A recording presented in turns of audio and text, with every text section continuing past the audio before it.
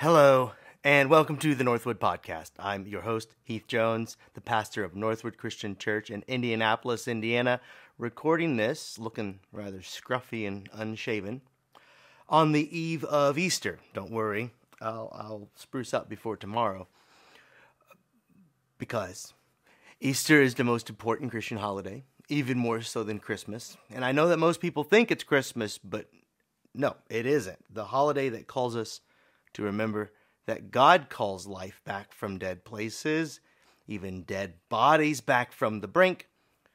That is the most significant and powerful message that we have as Christians. And so Easter is it. Easter is the main thing. So we'll be talking about all of this after the ad break that we'll have here in a moment. But first, I'd like to refer you to a few places where you can learn more about us, our church, Northwood Christian Church.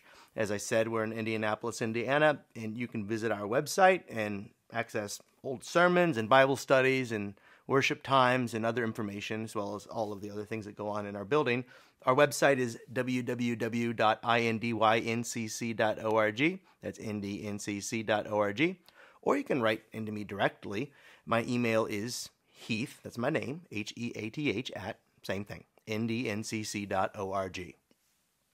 And if you're looking for more listening content, I encourage you to check out the other podcasts our producers at the All Indiana Podcast Network produce and distribute. The All Indiana Podcast Network produces podcasts recorded and made in Indiana by Hoosiers and often about topics of relevance to our state, though not exclusively. The topics, they run the gambit. And ours, the Northwood Podcast, is but one of many, many, many that you can choose from. And so I encourage you to check them out. Lastly, before we pause for an ad break for our podcast audience, I'd like you to pause this podcast or video, however you're accessing it, to like, subscribe, or follow us on whatever app that you're using. These points of engagement should direct more traffic our way. So please, if you don't mind, take the time to do that. Now, I just mentioned that we'll be pausing for some ads, and then we'll be back for the message. But first, here it is, some ads. And we're back. As I was saying before the break, we'll be talking about Easter. And our leaping off point will be the story as told in the Gospel of Mark, chapter 16, verses 1 through 8. That's Mark 16, 1 through 8. And here goes. When the Sabbath was over, Mary Magdalene and Mary the mother of James and Salome bought spices so that they might go and anoint him. And very early on the first day of the week, when the sun had risen, they went to the tomb.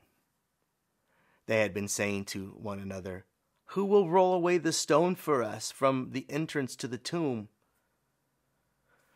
When they looked up, they saw that the stone, which was very large, had already been rolled back. As they entered the tomb, they saw a young man dressed in a white robe sitting on the right side, and they were alarmed. But he said to them, "Do not be alarmed. You are looking for Jesus of Nazareth, who was crucified. He has been raised. He is not here. Look, there is the place they laid him. But go, tell his disciples and Peter that he is going ahead of you to Galilee. There you will see him, just as he told you." So they went out and fled from the tomb, for terror and amazement had seized them, and they said nothing to anyone, for they were afraid. When I was a kid, say about 10, I read a story by Mark Twain called A Connecticut Yankee in King Arthur's Court. A Connecticut Yankee in King Arthur's Court. Less read, but not uncommon, not unheard of. And the premise is given away right there in the title. A Yankee, a Northerner, circa 1880, or thereabouts. Forgive me, I'm doing this from memory. But as I was saying, this man from Connecticut in the late 1800s, he's hit on the head, and then he finds himself mysteriously cast, apparently back in time to England specifically when King Arthur of the legends, of the Knights of the Round Table, and Guinevere and Lancelot and Merlin the Wizard, all that. in that time, when King Arthur is there ruling in his prime. Now, I won't get into all the details of the story, but I only brought it up because of one part regarding a solar eclipse that I just loved as a kid. The Connecticut man is pitted against his arch rival in the realm. That's Merlin, the wizard. And Merlin has a lot of clout in the king's court, but as the story unfolds, we'll discover him to be a bit of a fraud and a con, using tricks and sleight of hand and superstition to maintain control over the people, and even over the King Arthur himself. Well, one day, the Connecticut man bests Merlin by predicting a solar eclipse. So being from the future, he had a working knowledge of eclipses, how they functioned, and when they had occurred in history, and so he had foreknowledge, kind of like when Marty McFly gets a hold of the sports almanac from the future. He knows these dates, he knows when the eclipse will occur, and knowing that there's an eclipse coming just days away, so he proclaims that he will show himself to be more powerful than Merlin by darkening the sun at an appointed time. The people there didn't know about eclipses, you see, and the eclipse happens, and the people are understandably mystified, terrified. And the man wins the day. The Connecticut man wins the day. He exploits his understanding to gin up fear to maintain control in that setting. Now, the story's fictitious, of course. Hats off to Mark Twain, brilliant writer. But it's true, humans throughout time and history have certainly exploited the unknown in similar ways to gin up fear.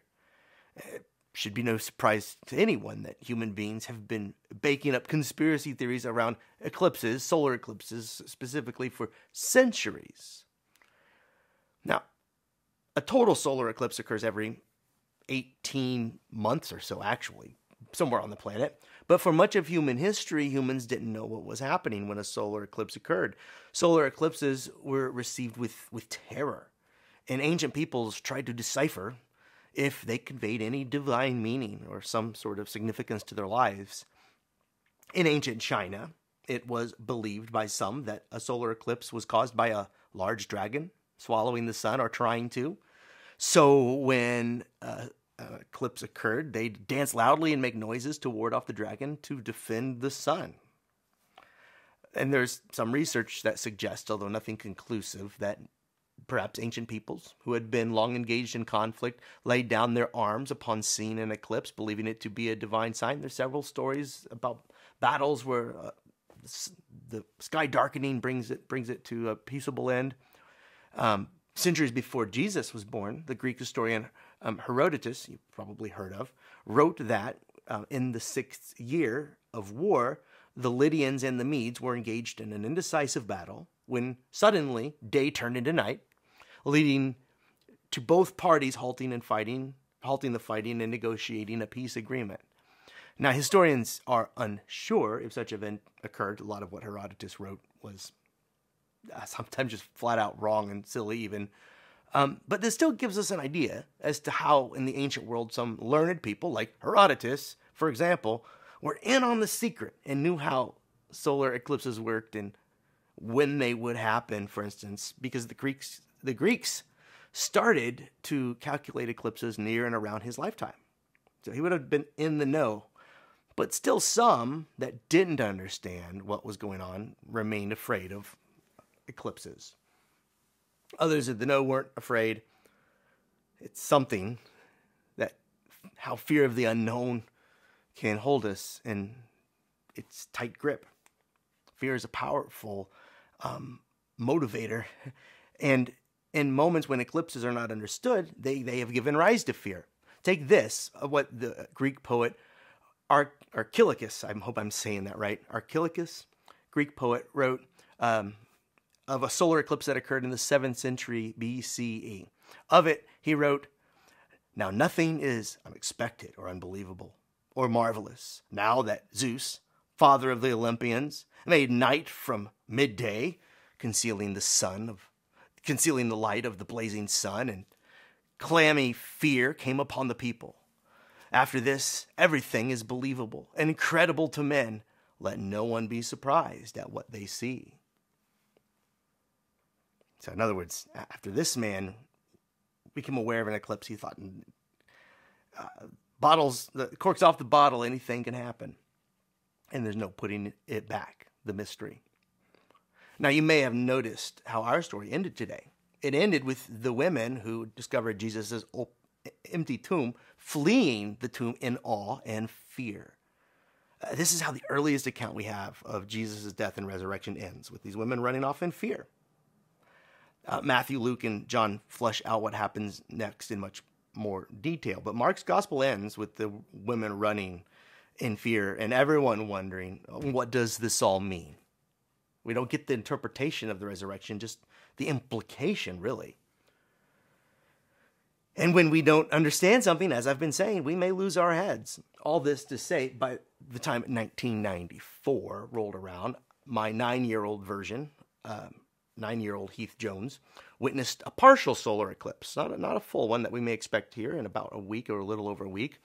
But with my 3rd grade class, we were not afraid because we were in the know, like Herodotus and so many others since his time. Because in the weeks building up to that big day, it was all explained to us. And so we cut pinholes in boxes so we could witness the eclipse's shadow without hurting our eyes, because we know what may happen when we look straight into eclipse. Don't you know?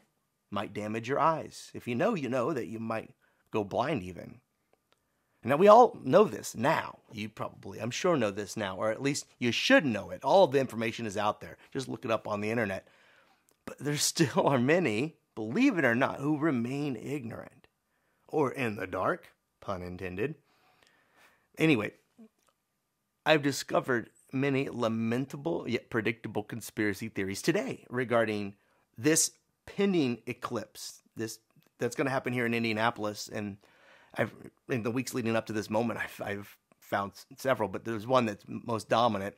You may have heard that the totality of this eclipse is passing over all 8 of the towns or cities called Nineveh in the United States. So, oh my goodness, what are the odds?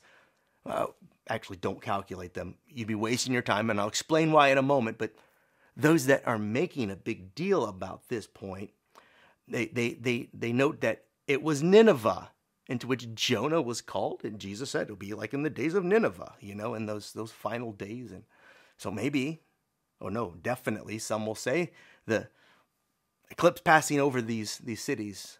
And the Jonah and the whale, that story, that's that same city, so wicked that God was going to destroy it. So Jonah was sent to warn them. And the conspiracy theorists go, see, this is a warning. This eclipse is trying to tell us something. Specifically, that the end is near and you should buy survival gear, and that the road to the end will be paved with violence, calamity, and suffering on a mass scale. Then they ask for your money for a variety of reasons.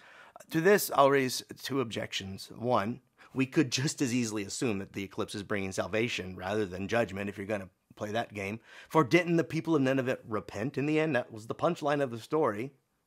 They did, so why do these online grifters insist that the eclipse is an evil omen? I mean, my thoughts on that after the second objection, which is, 2, the eclipse is not passing over every town called Nineveh in the United States. Not even close. It's just it's just not true. It's only, not that it would matter if it were true, but it's only passing over the one in Indiana, near where I live, and in the state of Ohio. Turns out, we're a nation that has held a lot of interest in the Jewish and Christian scriptures, so we've named hundreds and hundreds of towns and cities after, say, Bethlehem, Mount Zion, Salem, Shiloh, to name a few, just off the top of my head. Didn't even look it up. Oh, and yes, Nineveh. All this to say, I'd likely get conspiratorial if the eclipse managed to avoid all of these. I shudder to think what it would suggest. But okay, so I'm getting off track. Already wasted time. Distraction into fear, which is the point, to get us distracted and derailed by our fears of the unknown. And our fears cause us to make poor decisions, such as send end times prophets our money, would be one bad decision. And those peddling this fear today over their concerns around this eclipse are just the most recent in a long line of fearmongers. But when people remember eclipses, remember that they are rhythmic and predictable, as I said, every 18 months or so, somewhere on the planet happens, then they're no longer scary, nor even really miraculous. They remain astonishing, outstanding, amazing, awe-inspiring, But when we understand them, they're not scary. If future generations can maintain their attention spans long enough to remember what eclipses are, those that would exploit their fears over them will not be able to do so. And how if we could remember Easter in a similar way? Not only around this time of year, but on every other day besides. How if we could remember that there is a power in God that can call life from every tomb, and that's what this story is meant to teach us. And how if we could remember the history of God's doings with us, God's people, through the centuries. Those stories from the ancient past when God liberated oppressed peoples from their oppressors, where God called a people back toward life again and again and again. And there are stories we don't even know, not written down. Our studies of Revelation at the book of Revelation, the letter to the churches in Asia Minor, at our church have led us back still millennia further to the Exodus story, where the people were liberated from what was then the most powerful empire that the world that they knew of. And a way was made for them across a muddy sea. Impossible, right? But it was done. Then on the other side of those waters, they were met with other obstacles, one after another: dry deserts, scant food supply, enemies along the way. Yet the God who calls life from tombs called life from those dry places. In those stories, cycles of the same thing, themes repeating, never the same exactly, but echoing. And during later periods of struggle, new empires would conquer the Hebrew peoples, and yet through it, the people remembered those previous liberations and hoped that the God who had saved them before would do so again and again and again. It happens again and again. Centuries before Jesus was born, the Hebrew prophet Ezekiel wrote of a vision he had of a valley, picture it, filled with dry bones. Just filled, like a huge battle, thousands dead, now bones dry.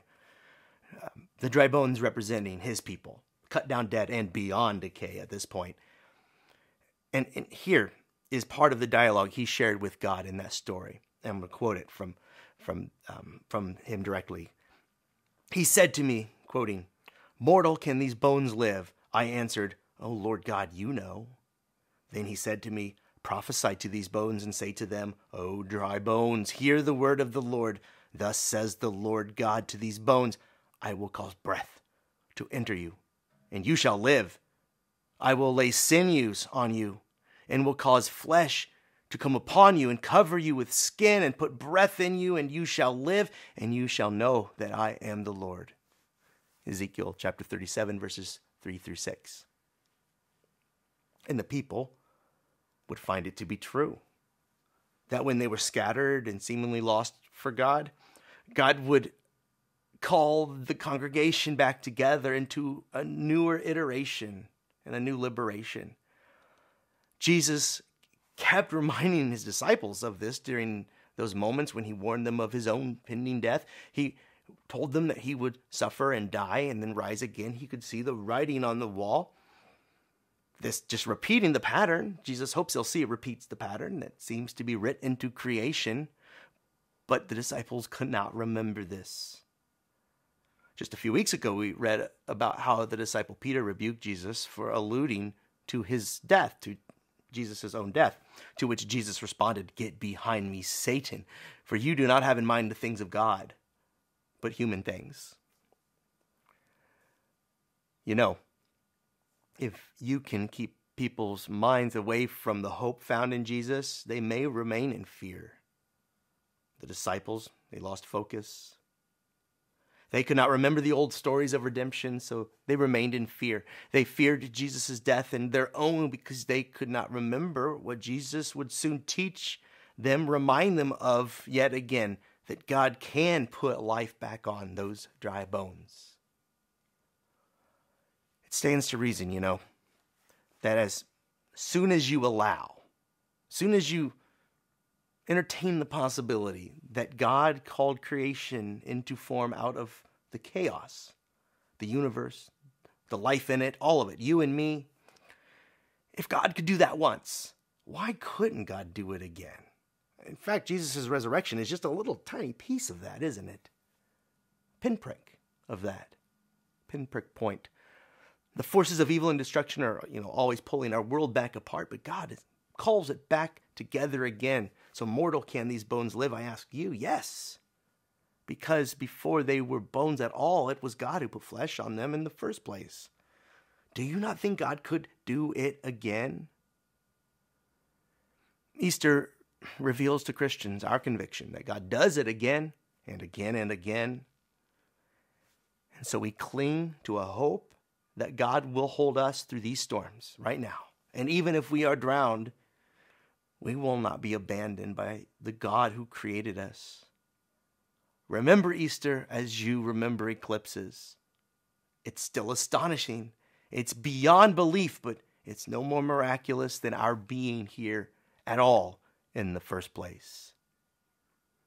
So now in the year 2024, what dead places need life called from them? Where do I begin? The body politic, the streets of Indianapolis, not to mention other great American cities near where perhaps you live, the rubble of Gaza and the people buried therein. Yes, yes, and yes. Yes is across the board. God would call life, can call life, wills to call life back from these places and every other place. Or how about your own life? What dead places would you offer up for resurrection? What's more, what deaths will you die so that others might live? Mirroring Jesus and the love he showed. What cause will you take up? To what place will God call you to sacrifice your life, efforts, or resources, dying little deaths so that life might resurrect, seeds blooming back into life? For you see, we Christians remember Easter, eclipses and Easter. We do not forget that God has power over death. And because this is so, we don't have to be afraid anymore. We may have come to this place here today carrying with us much fear, but there is no death that we can face, that God will not hold us, sustain us through, even unto life. Because there's this one thing. Christians anticipate God to bring about a new heavens and a new earth. That's the penultimate restorative act we're waiting on. The resurrection of our entire world. So remember eclipses, sure, but remember Easter. Remember it through it all. Through the coming year. When things get bad in the coming year, and they might, I think. Dry bones can live again, and so can you. Jesus has shown us the way. We don't have to flee the tombs of life, where life comes out cowering and afraid. So I'll say it in the traditional fashion, where the cleric will say, "He is risen," to which the people are meant to respond, "He is risen indeed." And this year I will add what we should remember always, and so too will you.